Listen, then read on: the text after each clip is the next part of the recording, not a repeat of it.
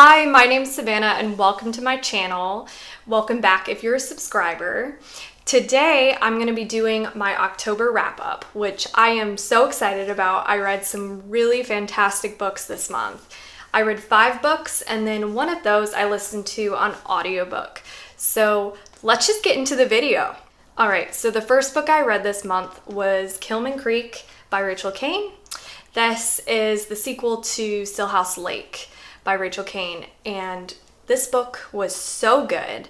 It was even better than the first book in my opinion. I gave it 4.5 stars, but honestly, now that I think about it, I may even want to give it 5 stars. I actually read half of this book in one night and I ended up staying up till 3 and I had to get up early in the morning.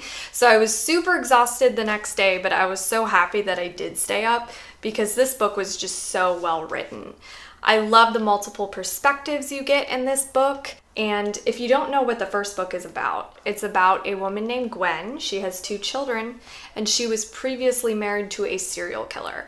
So the book is about her trying to stay away from internet trolls who are harassing her because they think that she was involved in murdering the victims with her husband, even though she was proven innocent in court. So anyway, it is about her trying to keep her children safe, but also trying to build a life that isn't always so unstable. So this book was super good. I thought it was really intense. I love the climax of it. And Caine is just such a good writer. I felt so attached to the characters. I love the multiple perspectives in this novel, and I cannot wait to continue the series. The second book I want to talk about is The Cabin at the End of the World by Tremblay. This book was talked about a lot on BookTube and a lot of people were raving about it, saying it was one of their favorite books ever, that it was super suspenseful, and that it was kind of a home invasion novel. So I really wanted to pick this up because I am really freaked out by home invasion stuff. I love home invasion movies and I wanted to give this a try. But unfortunately, I ended up rating it pretty low and I'm so sorry if you love this book. I will explain why I only gave it 2 stars though. So this book is about a family who decides to vacation in a cabin by a remote lake, and there are neighbors miles and miles away, so they are super secluded. And their daughter is playing outside catching grasshoppers when this strange man walks up to her. And he starts talking to her, something's a little weird, something's a little off, and then some more people come and they tell the family that they need to stop the end of the world from coming. So this is sort of a home invasion, post-apocalyptic, suspense, horror novel, and I think the reason why I gave it not that many stars is because it was so darn sad, and I don't want to spoil anything, and I know that's something that certain people loved about it because they were super attached to the characters, and I agree, I was very attached to the characters, but it was too sad for me. Something about his writing style just didn't mesh well with me, and it felt like the book was kind of going on forever, which is super weird because people were saying it was a super fast page turner for them. But I guess his writing just isn't for me. I am going to give his novel A Head Full of Ghosts a try and see if it's his writing style or if it was just that story that wasn't working for me. But unfortunately, I did rate it only 2 stars.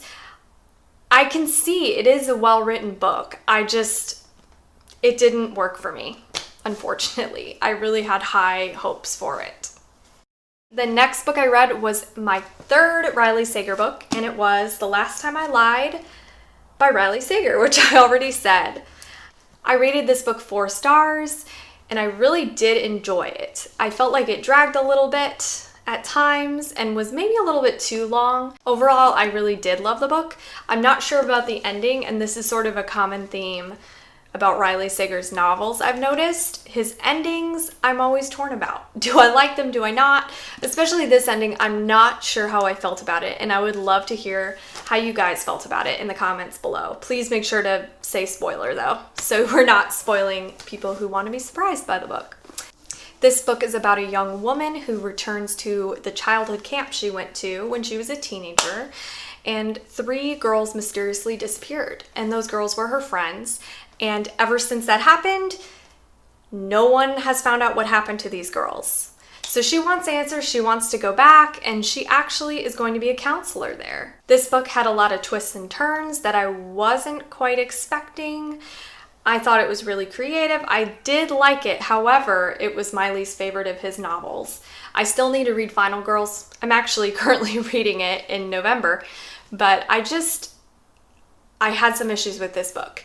And I've heard that from other people that sometimes this is their least favorite of his books. It was definitely more of a psychological thriller suspense. I love the atmosphere though. Riley Sager is so good at painting an atmosphere. I went to a camp growing up, so this book felt super nostalgic, and I really did care about the character. I cared about this character actually more than the character in Lock Every Door and Home Before Dark. So I did like that for this book, and I loved how this character was a painter. I thought it opened super beautifully, talking about her paintings and the meanings behind them. So there was a lot going for this book. I really did enjoy it. I just felt it dragged a little bit, and the ending, which is a common theme. The next book I read was Salem's Lot by Stephen King. This took me a few days to get through because it is, let's see, 653 pages long. So this is a longer novel than the other books I talked about.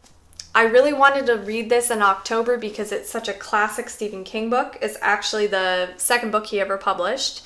And I talk about this in the last video I posted, so if you want to hear more details, click on that video. But in case you don't know what this book is about, it's about an author named Ben. He returns to his childhood home, Salem's Lot, for some inspiration for his new novel. But when two boys disappear and only one comes back alive, he suspects something more sinister is going on in the town.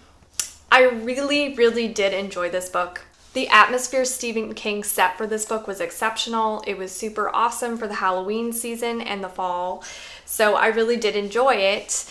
And I would recommend this book if you're wanting to start with a Stephen King book but not sure which one you should start with. Honestly, I would recommend this book. It really made me love Stephen King's writing, and I can't wait to read more. I'm going to be doing a series on my channel where I read some classic Stephen King horror. So look out for those videos in the near future, but I'm really looking forward to reading some more Stephen King. The last book I want to talk about is The Guest List by Lucy Foley. I rated this 5 stars and I absolutely loved it. I listened to it on audiobook and I could not stop listening to this. I started listening to it when I was going to Dallas to visit my friend.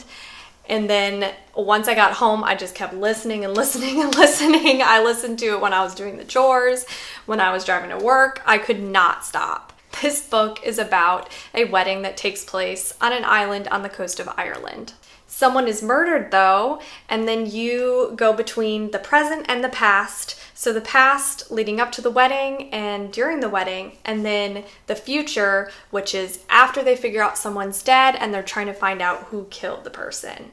It was such a fun time. I actually was super attached to some of the characters. I was way more emotionally invested than I thought I would be in this novel, and it was such a pleasant surprise. I'm actually going to do a whole review on it because I have so many thoughts, and I would love to know if you guys saw who did it coming from a mile away or if you were shocked. So let me know in the comments, and I can't wait to hear what you guys think about it. All right, so that's it for this video. I'm going to be filming some more fun videos coming up. I'm going to do a November TBR. I'm going to do the guest list review and some other stuff. So I hope you have a great night, and I can't wait to see you in my next video.